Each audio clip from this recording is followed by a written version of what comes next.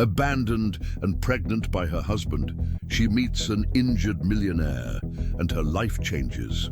The rain hammered against the windshield as Abigail Hill sat motionless in her aging Honda Civic, parked outside the small ranch house she'd called home for 3 years. Her hands trembled on the steering wheel, not from the cold November air seeping through the cracked window seal, but from the piece of paper clutched between her fingers. "I can't do this anymore. I'm sorry, Marcus." 7 words. That's all her husband of 4 years had left her. 7 words, scrawled on the back of an electric bill, placed carefully on the kitchen counter next to her prenatal vitamins. She'd found it that morning, along with the empty closet where his clothes used to hang, and the vacant spot in the driveway where his truck had been parked. Abigail pressed her palm against her swollen belly, now 5 months round with the child Marcus had claimed he wanted. The baby kicked, as if sensing her distress, and she felt the familiar sting of tears she'd been fighting all day. "It's just you and me now, little one," she whispered, her voice cracking. The small town of Millbrook, Georgia, had seemed like a fresh start when they'd moved here from Atlanta. Marcus had promised her a quieter life, a place to raise their family. Now it felt like a trap, a place where everyone would know her as the woman whose husband had abandoned her while she was pregnant. Her phone buzzed for the 15th time. Her mother, no doubt. Abigail couldn't face that conversation yet. The "I told you so" was implicit in every call. Her mother had never approved of Marcus, had seen something in him that Abigail, blinded by what she'd thought was love, had refused to acknowledge. With a deep breath that did nothing to calm the storm inside her chest, Abigail finally opened the car door and stepped into the rain. She'd spent the entire day driving aimlessly around town, unable to face the empty house.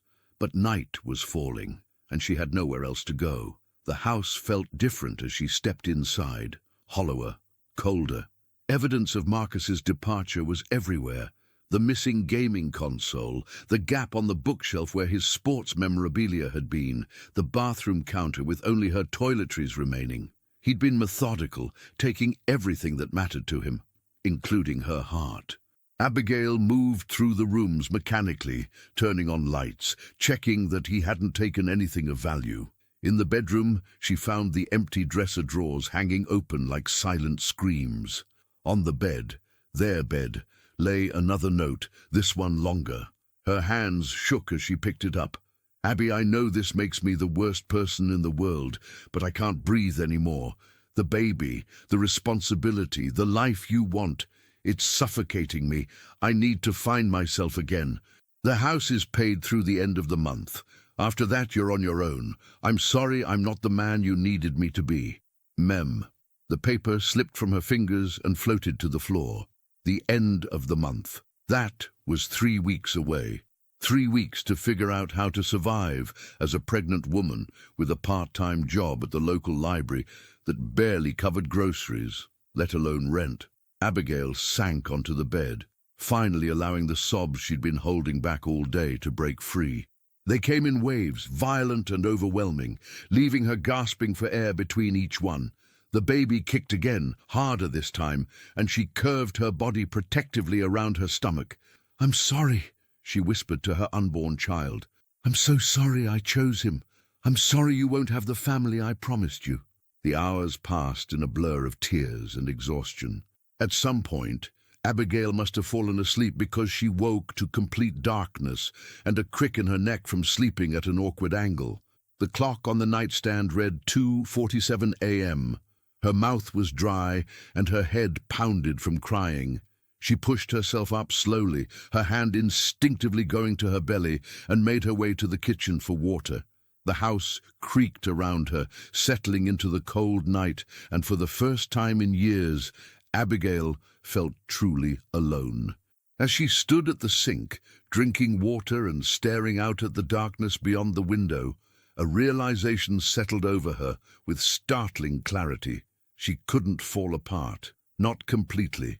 She had a child depending on her now, a tiny life that needed her to be strong, even when everything inside her was screaming to give up. Abigail set down the glass with trembling hands and made a decision. Tomorrow she would start over. She would find a way to survive this. She'd grown up in poverty, raised by a single mother who'd worked 3 jobs to keep a roof over their heads. She had strength in her blood, even if she'd forgotten it somewhere along the way. But tonight, she allowed herself to grieve, to mourn the life she'd thought she was building, the man she'd thought she knew, the future that had crumbled like sand between her fingers. Tomorrow, she would be strong. Tonight, she could be broken. The first rays of dawn found Abigail still awake, sitting at the kitchen table with a notebook and pen.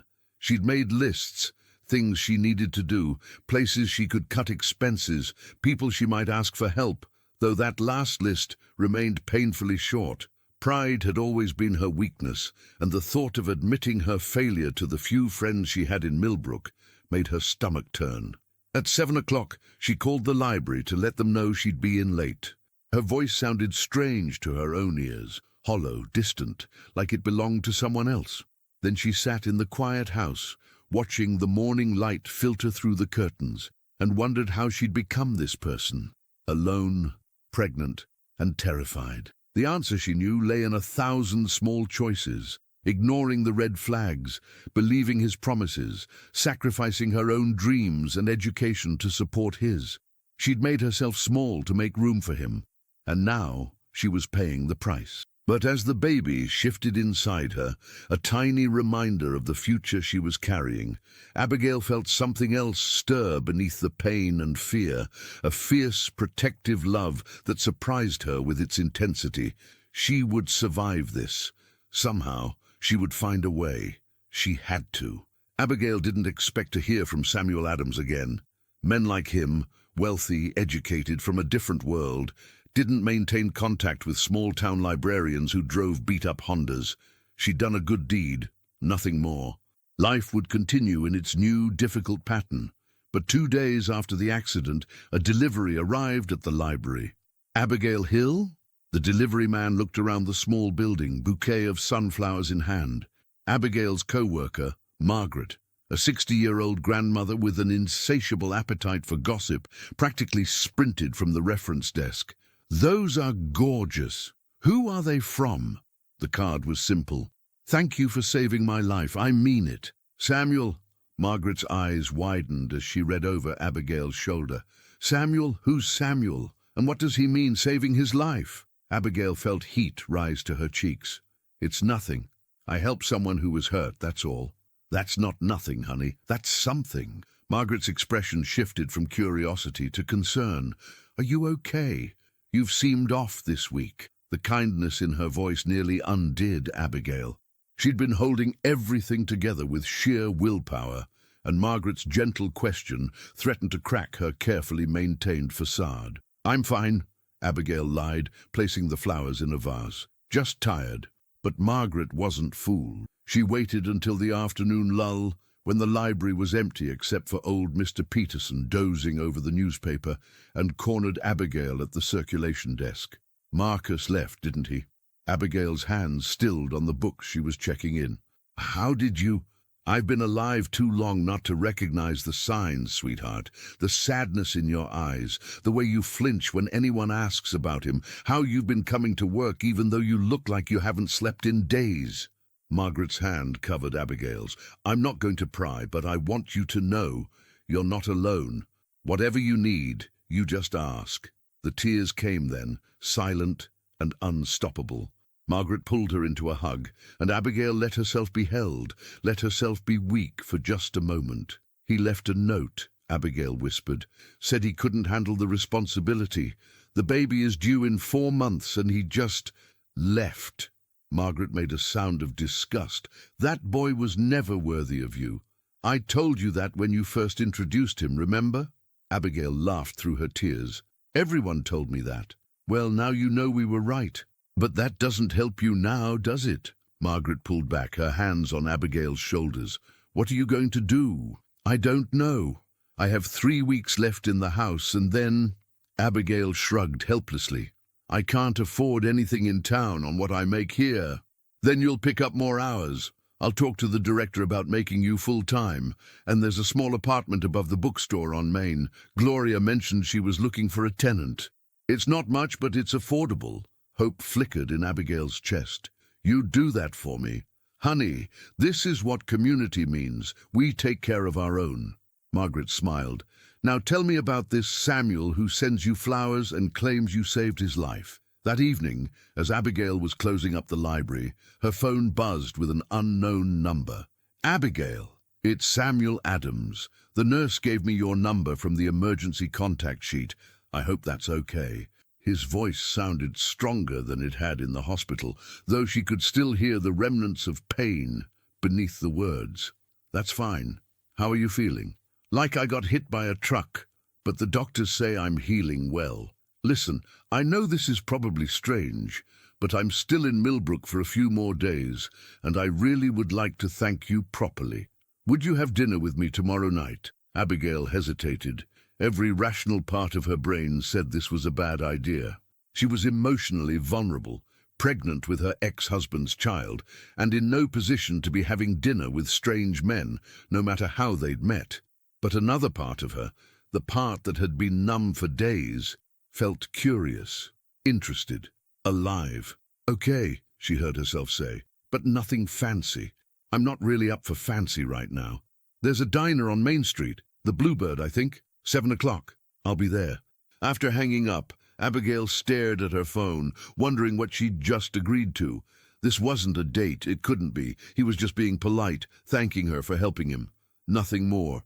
But as she drove home, she found herself thinking about what to wear, how to fix her hair. Found herself feeling something other than despair for the first time in days.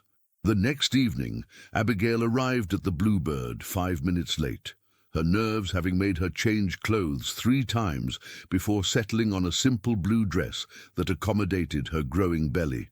Samuel was already there, sitting in a corner booth, and he stood when he saw her, a gesture so old-fashioned it took her by surprise.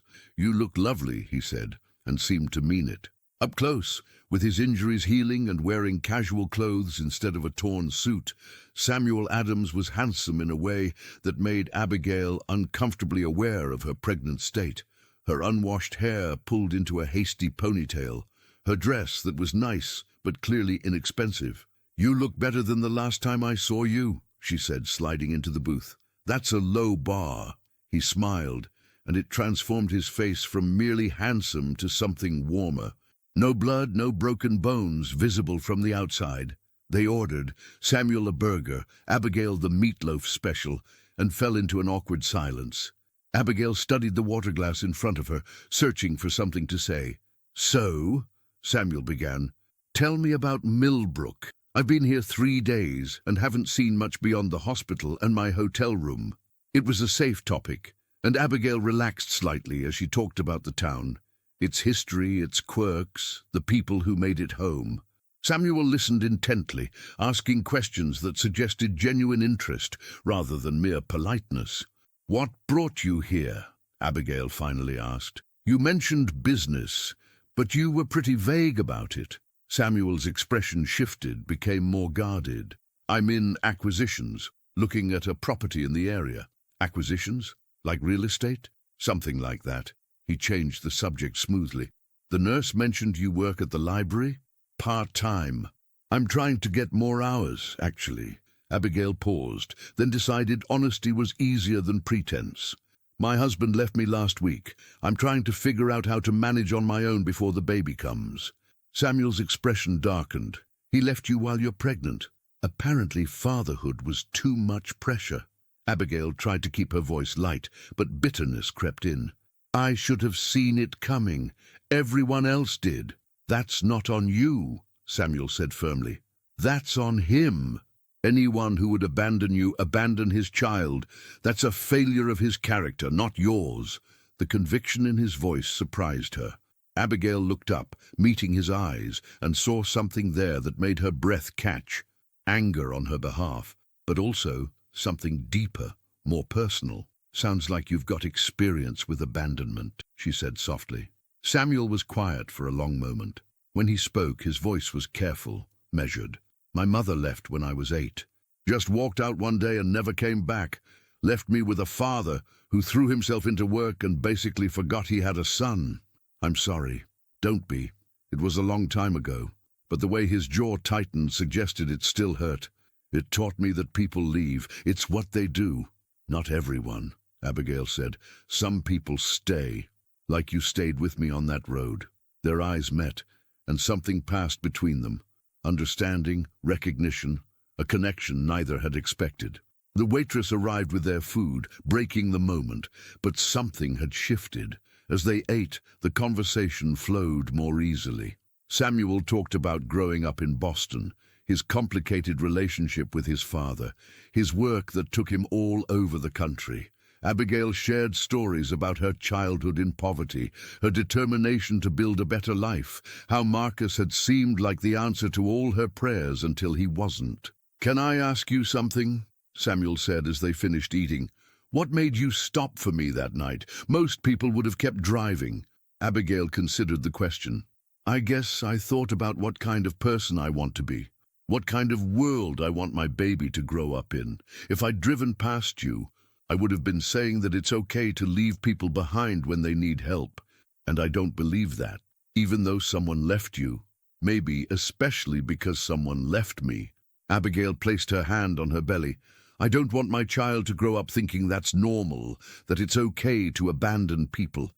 So I have to show them something different." Samuel reached across the table, his hand covering hers for just a moment. "Your baby is lucky to have you." The touch was brief but electric, sending warmth through Abigail that had nothing to do with the diner's heating system. She pulled her hand back, suddenly aware of the line they were approaching. "I should go," she said. "It's getting late." Samuel nodded, signaling for the check. Outside, the November air was crisp and clear, stars visible above the streetlights. They stood by Abigail's car, neither quite ready to say goodbye. "Thank you for dinner," Abigail said. "Thank you for your company, and for saving my life." Samuel hesitated. "I know this is complicated. I know you're going through a difficult time, but I'd like to see you again, if you're willing." Abigail knew she should say no. This man would be gone in a few days, back to his life in Boston, and she'd be left with whatever feelings developed between them. But looking at him, really looking at him, she saw the same loneliness she felt, the same desire for connection. "I'd like that too," she said quietly. As she drove home, Abigail felt something she hadn't felt in months. Hope. Not for a fairy tale ending, not for rescue, but for the possibility that maybe, just maybe, she wasn't as alone as she thought. Over the next week, Samuel became a fixture in Abigail's life in a way that both thrilled and terrified her. He called every morning before she went to work, met her for lunch at the Bluebird, and walked with her through the town park in the evenings when his ribs allowed it. They talked about everything and nothing. Books, dreams, fears, the small details of daily life that somehow felt monumental when shared. But there were things they didn't talk about. Samuel's exact reason for being in Millbrook remained vague. Abigail's growing feelings for him remained unspoken. The future, both his and hers, was carefully avoided. On Friday evening, a week after their first dinner, Samuel picked Abigail up from the library with news. "I found out what I came here to learn," he said, as they walked toward the park. His tone was odd, not quite happy, not quite sad. Abigail's stomach dropped. "So you'll be leaving soon. That's the complicated part." Samuel stopped walking, turning to face her. "Abigail, I haven't been entirely honest with you about why I'm in Millbrook." The words sent a chill through her. "What do you mean?" "I told you I'm in acquisitions." "That's true. But what I didn't tell you is that I'm here looking at buying a property that would likely change this town significantly." He took a breath. "The old textile mill on the edge of town. My company wants to convert it into luxury condos." Abigail stared at him. The textile mill was a sore subject in Millbrook. It had closed 10 years ago, taking dozens of jobs with it. There had been countless proposals to revitalize it, all fallen through. The building stood as a monument to the town's faded prosperity, luxury condos. In Millbrook, she couldn't keep the skepticism from her voice. "The area is growing. Atlanta's sprawl is reaching this far.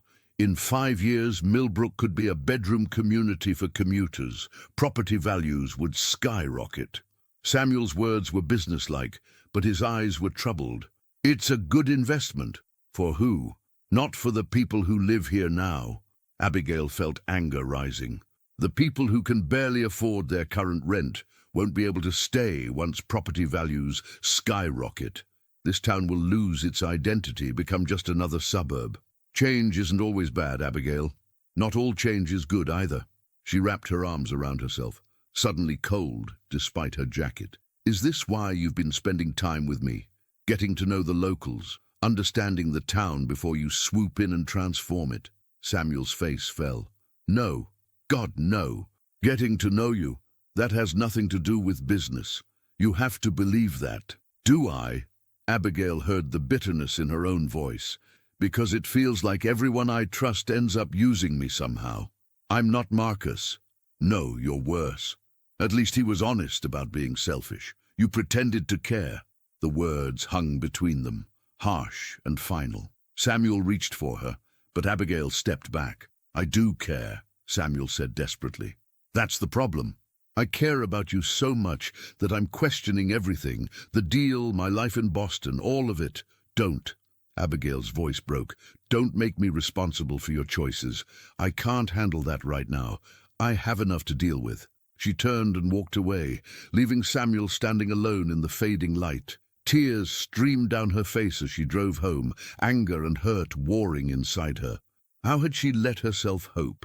How had she let herself believe that someone like Samuel Adams could truly fit into her life? The weekend passed in misery. Abigail threw herself into preparing for the baby, washing tiny clothes and organizing the small nursery she'd set up in the spare bedroom. Margaret had come through with both full-time hours at the library and the apartment above the bookstore, giving Abigail a lifeline. She would survive this, just as she'd planned to survive before Samuel appeared. She didn't need him, she didn't need anyone, but the ache in her chest suggested otherwise. On Sunday afternoon, Abigail was packing boxes when someone knocked on her door. She opened it to find Samuel standing there, looking worse than he had in the hospital. His eyes were red-rimmed, his hair disheveled, his expression desperate. I'm not buying the mill, he said without preamble. Abigail stared at him. What? I'm not buying it.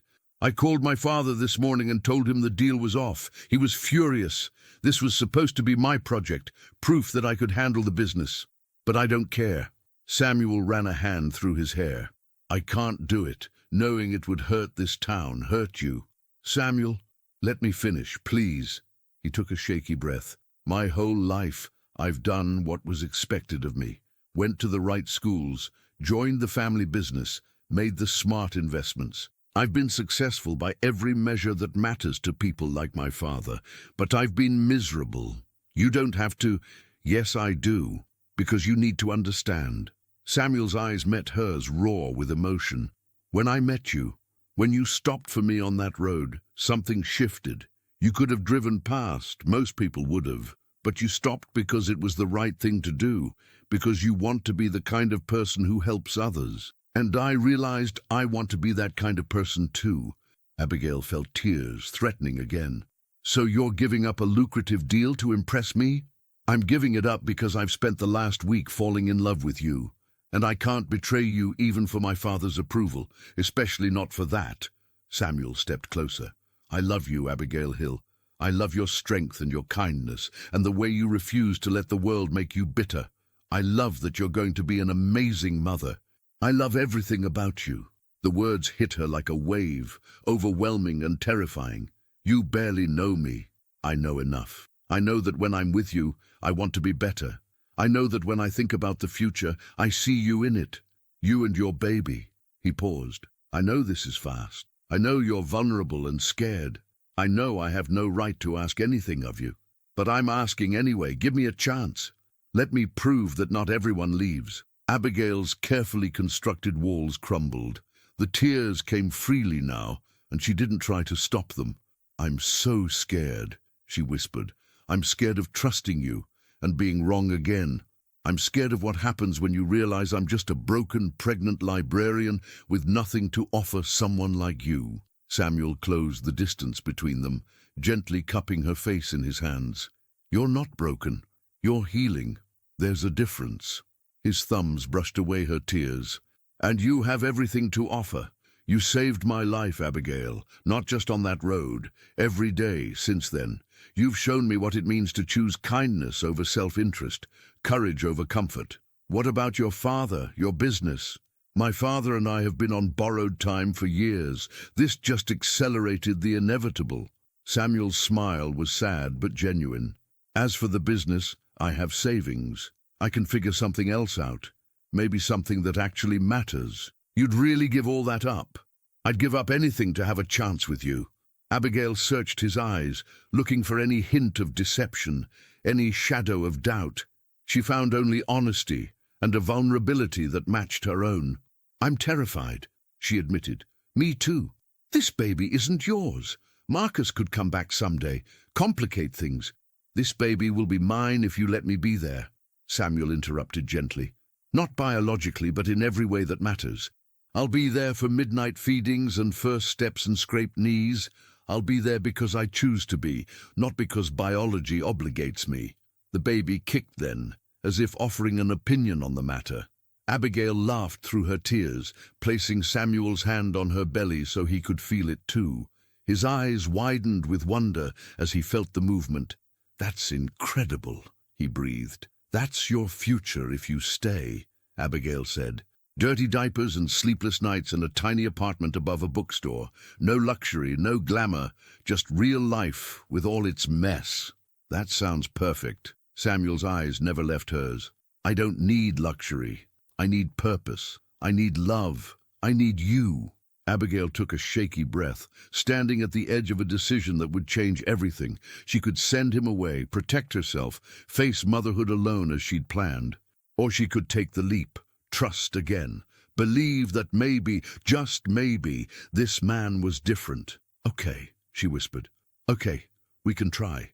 Samuel pulled her into his arms, careful of her belly, and held her as if she were the most precious thing in the world. Abigail let herself lean into him, let herself believe in the possibility of a happy ending. "I love you," Samuel murmured into her hair. Abigail wasn't ready to say it back. Not yet. The wounds were too fresh, the fear too real. But she held him tighter and let herself hope. That evening, they sat together on Abigail's couch, planning a future that seemed impossible just hours before. Samuel would stay in Millbrook, find work locally. They would take things slow, let their relationship develop naturally. He would help her move into the apartment above the bookstore, be there for doctor's appointments if she wanted, build a life together one small step at a time. "What will your father say?" Abigail asked, nestled against Samuel's shoulder. "Probably that I've lost my mind." Samuel laughed softly. "And maybe I have, but I'd rather be crazy and happy than sane and miserable." "I never expected this," Abigail said quietly. "When I stopped on that road, I was just trying to help someone. I never imagined that you'd end up with a beat-up businessman who's in love with you. That I'd end up with hope again." Samuel pressed a kiss to her forehead. "I'm going to spend every day proving you can trust me. I'm going to show you that some people stay, that love doesn't always end in abandonment. And if you wake up one day and realize this is too hard, that you've made a mistake, then I'll push through it, because that's what love is. It's choosing someone every single day, even when it's difficult." Samuel tilted her chin up so she was looking at him. "I choose you, Abigail Hill, today and every day after." The baby kicked again, stronger this time, and they both laughed. In that moment, sitting in her small living room, surrounded by moving boxes, Abigail felt something she hadn't felt in months. Joy. Pure, uncomplicated joy. Maybe her story wasn't ending in abandonment after all. Maybe it was just beginning. As night fell over Millbrook, Abigail and Samuel sat together in comfortable silence, two wounded souls finding healing in each other. The road ahead wouldn't be easy. There would be challenges, doubts, difficult conversations with Samuel's father, the reality of raising a child together. But for the first time since Marcus left, Abigail believed she could face it all, because she wasn't alone anymore, and neither was Samuel. They had found each other on a dark road when both needed saving. Now they would walk forward together, building something real and lasting from the broken pieces of their pasts. Outside, stars began to appear in the Georgia sky, silent witnesses to a love story that had started with an act of kindness and grown into something neither had dared to dream of. Tomorrow would bring its own challenges, but tonight they had this: each other, hope, and the promise of a future worth fighting for. Abigail closed her eyes, Samuel's heartbeat steady beneath her ear, and let herself believe in happy endings again. 4 months later, Abigail stood in the small nursery above the bookstore, folding tiny onesies while Samuel assembled a changing table. Spring had arrived in Millbrook, bringing with it new life in more ways than one. The apartment had transformed from a dusty storage space into a cozy home. Samuel had insisted on paying for renovations, an investment in our future, he'd called it. But he'd let Abigail make all the decorating decisions. The walls were painted a soft yellow hand-me-down furniture from Margaret and other library patrons filled the rooms, and photographs of Abigail and Samuel dotted the surfaces, documenting their journey together. "This screw doesn't fit," Samuel muttered, studying the instruction manual with the same intensity he'd once applied to business deals. Abigail smiled, her hand resting on her very pregnant belly. "That's because you're using the wrong one. Third pile from the left." How do you know that? You're not even looking." "Because I've been listening to you try every other screw for the past 10 minutes. Samuel looked up, grinning. "Smart woman. You're just figuring that out now?" He stood, crossing to her and placing his hands gently on her belly. The baby kicked in response, and Samuel's face lit up with the same wonder he'd shown every time he felt it. "Hello in there. Your mom's being smug again." "Aye, your mom is 9 months pregnant and entitled to be smug about everything," Abigail retorted, but she was smiling. The past 4 months had been a journey neither had anticipated. Samuel had found work as a consultant for small businesses in the area, using his expertise to help local entrepreneurs grow sustainably. The pay was nothing compared to his previous salary, but the satisfaction, he claimed, was immeasurable. He'd rented a small office on Main Street and become a familiar face in Millbrook, slowly earning the community's trust. His father had been as furious as predicted. The confrontation, when it came, had been brutal. Samuel had returned from Boston pale and shaken, but resolute. "He said I was throwing my life away for a woman I barely knew," Samuel had told her that night, holding her close. "That I was being manipulated, that you were probably just after money." Abigail had felt the old insecurities rise up. "Maybe you should listen to him." I did listen, and then I told him that the only life I was throwing away was the one he wanted me to live, that for the first time I was choosing my own path. Samuel had smiled, though it didn't quite reach his eyes. He disowned me technically, cut me off from the family trust. "Samuel, it's fine. I have my own savings, and honestly, it's freeing. I don't owe him anything anymore. I can just be me." But Abigail knew it hurt. She'd seen him stare at his phone sometimes, hoping for a message that never came. She'd held him on the nights when the weight of his choice pressed down too heavily. Love, she'd learned, wasn't just the happy moments. It was weathering the storms together, being strong when the other person couldn't be. They'd built something real in those 4 months. Not a fairy tale, but something better, a partnership based on honesty, mutual support, and genuine affection that grew deeper every day. Samuel had been there for every doctor's appointment, every midnight craving, every moment of panic, when Abigail worried she wouldn't be a good enough mother. "You're going to be amazing," he told her again and again. "This baby is so lucky to have you." Now, as they prepared the nursery together, Abigail felt a contentment she'd never experienced before. Not the wild passion she'd mistaken for love with Marcus, but something steadier, more enduring, a love built on friendship and respect, on choosing each other every single day. "What are you thinking about?" Samuel asked, studying her face. How different this is from what I imagined, Abigail admitted. I thought I'd be doing all this alone, terrified and desperate. Instead, I'm here with you, and I'm happy. Me too. Samuel kissed her forehead. Scared out of my mind about the whole parenting thing, but happy. A sharp pain suddenly gripped Abigail's abdomen, making her gasp. Samuel's eyes widened in alarm. Abby, what's wrong? I think... Another contraction hit, stronger this time. I think it's time. The next hours were a blur of activity. The drive to the hospital with Samuel gripping her hand, his knuckles white. The admittance process, where she listed Samuel as her birth partner, seeing pride flash across his face at the designation. The labor room where Samuel coached her breathing, just like they'd practiced in class. His presence the only thing keeping her grounded as waves of pain washed over her. Margaret arrived at some point, followed by Gloria from the bookstore and several other friends Abigail had made in Millbrook. They created a support system in the waiting room, ready to celebrate the new arrival. You're doing great, Samuel murmured, wiping sweat from Abigail's forehead as another contraction peaked. So strong. I'm in awe of you. Easy for you to say, Abigail panted. You're not the one... She broke off with a groan. Hours passed.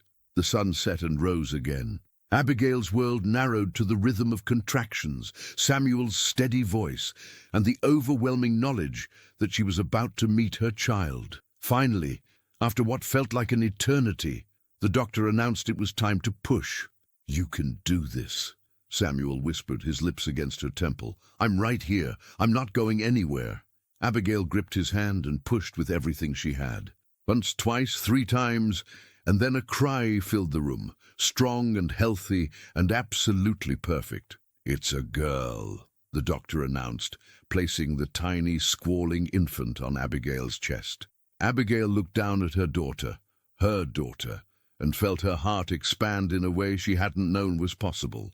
The baby had a shock of dark hair and eyes that would probably turn brown like Abigail's, tiny, perfect fingers that gripped Abigail's pinky with surprising strength. She's beautiful, Samuel breathed, tears streaming down his face unashamedly. She's absolutely perfect. Do you want to hold her?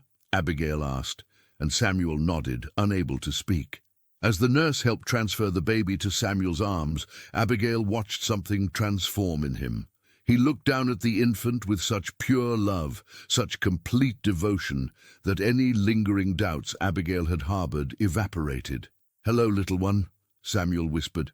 I'm Samuel, and I promise you, I'm going to be here for every moment, every scraped knee, every bad dream, every triumph, and every heartbreak. I'm going to love you and your mama with everything I have. The baby stopped crying, seeming to listen to his voice. Samuel laughed through his tears and looked up at Abigail. I love you, both of you, so much. I love you too, Abigail said, and meant it with every fiber of her being. Later, after the friends had visited and cooed over baby Emma, named after Abigail's grandmother, after the hospital room had quieted and visiting hours had ended, Abigail lay in bed with Emma sleeping in a bassinet beside her. Samuel sat in the chair next to them, unwilling to leave even for a moment. What are you thinking? Abigail asked softly. That 6 months ago I was in a car accident that I thought was the worst moment of my life, Samuel said. And it turned out to be the best thing that ever happened to me, because it brought you to us, because it brought me to myself. You helped me remember who I wanted to be, Abigail. You and Emma, you're my purpose now, my family. Abigail reached for his hand. We're very lucky to have you too. Samuel stood, leaning over to kiss her gently. Marry me, he whispered against her lips. Abigail pulled back, searching his eyes. Samuel, I know it's fast. I know we said we'd take things slow, but I don't want to wait. I want to be your husband. I want to adopt Emma, make her legally mine. I want us to be a real family. He pulled a small box from his pocket, opening it to reveal a simple but beautiful ring. I bought this 2 months ago and have been carrying it around, waiting for the right moment. But I realized there is no perfect moment. There's just now, and how much I love you, and how much I want to spend the rest of my life with you. Tears filled Abigail's eyes again. "Yes," she whispered. "Yes, I'll marry you." Samuel slipped the ring on her finger, then kissed her again, deeper this time. Emma stirred in her sleep, and they both turned to look at her, their daughter, the physical manifestation of the love they'd built from broken pieces. 6 months ago, Abigail had been abandoned, pregnant and hopeless. She'd thought her life was ending. But as she looked at Samuel, at Emma, at the family they'd created against all odds, she understood that it had only been the beginning. Love, real love, wasn't about grand gestures or perfect moments. It was about choosing someone every day, about showing up when things got hard, about building something beautiful from the ruins of the past. It was about Samuel assembling changing tables wrong and making her laugh. It was about midnight feedings and shared fears and the quiet moments of contentment. It was about saving each other, again and again, in all the ways that mattered. As spring bloomed outside the hospital windows, as Millbrook settled into another peaceful night, Abigail closed her eyes and smiled. She'd stopped on a dark road to help a stranger, and in doing so, had found her way home, not to a place, but to a person, to a family, to love. And that, she thought as sleep finally claimed her, was the greatest happy ending of all. 6 months later, the small church in Millbrook was packed with friends and well-wishers as Abigail walked down the aisle in a simple white dress, Emma asleep in Margaret's arms in the front pew. Samuel waited at the altar, looking handsome in his suit, his eyes bright with unshed tears. They exchanged vows they'd written themselves, promises of partnership, of choosing each other, of building a life based on love and mutual respect. When the pastor pronounced them husband and wife, the entire congregation erupted in applause. At the reception in the town hall, decorated with flowers from local gardens, Samuel's father appeared unexpectedly. The crowd quieted as the older man approached, and Abigail felt Samuel tense beside her. "I was wrong," his father said simply. "I've spent the past months watching from afar, seeing the life you've built here, seeing the man you've become. And I was wrong to try to force you into a mold you were never meant to fit." Samuel stared at him, speechless. His father continued, "I'd like to meet my granddaughter, if you'll allow it, and to be part of your lives, if you'll have me." The reconciliation was tentative, careful, but it was a beginning. As Abigail watched Samuel embrace his father, she felt the last piece of their story fall into place. They'd all been broken in different ways. Abigail by abandonment, Samuel by neglect, even his father by his own rigid expectations. But they'd found healing through love, through choosing connection over isolation, forgiveness over resentment. As the evening wound down and guests began to leave, Abigail and Samuel stood together, Emma now awake and gurgling happily in her father's arms. They looked out at their community, their family, the life they'd built together. "No regrets?" Abigail asked softly. Samuel kissed her temple, then Emma's forehead. "Not a single one." "You? Only that I didn't find you sooner." "We found each other exactly when we were supposed to," Samuel said, "and that's all that matters." As stars appeared over Millbrook, marking the beginning of their new life together, Abigail Hill Adams knew he was right. Their story had started with an ending, Marcus's departure, Samuel's accident, but it had transformed into something beautiful. A love story for the ages, built not on perfection, but on perseverance. Not on rescue, but on mutual growth. Not on need, but on choice. And they lived as all the best love stories go, happily ever after. The end.